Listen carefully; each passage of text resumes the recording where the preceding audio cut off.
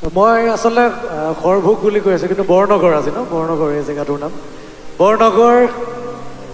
আপোনালোকৰ মহত্ব আছে জেগাটোৰ বৰনগৰ কি বাৰু বীৰৰ নগৰ হয়নে আৰু খৰভোগ আমি আসলে সৰুৰ পৰা শুনি আছো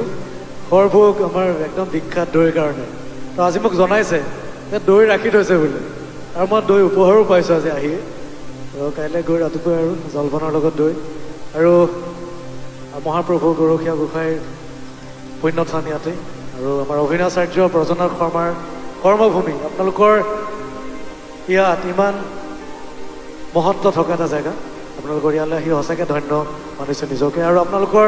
নিজৰ কাৰণে খৰভোগৰ কাৰণে বৰনগৰৰ কাৰণে এটা জোৰকৈ হাত চাপৰি হ'লে খুব ভাল লাগিব আপোনাৰ নিজৰ কাৰণে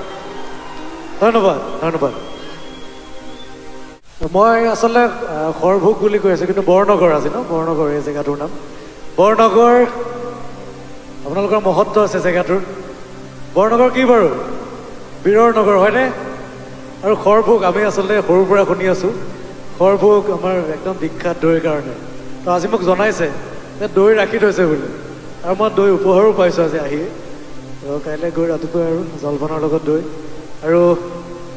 মহাপ্ৰভু গৰখীয়া গোসাঁইৰ পুণ্যস্থান ইয়াতে আৰু আমাৰ অভিনাচাৰ্য প্ৰজনাথ শৰ্মাৰ কৰ্মভূমি আপোনালোকৰ ইয়াত ইমান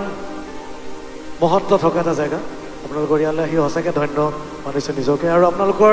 নিজৰ কাৰণে খৰভোগৰ কাৰণে বৰনগৰৰ কাৰণে এটা জোৰকৈ হাত চাপৰি হ'লে খুব ভাল লাগিব আপোনাৰ নিজৰ কাৰণে ধন্যবাদ ধন্যবাদ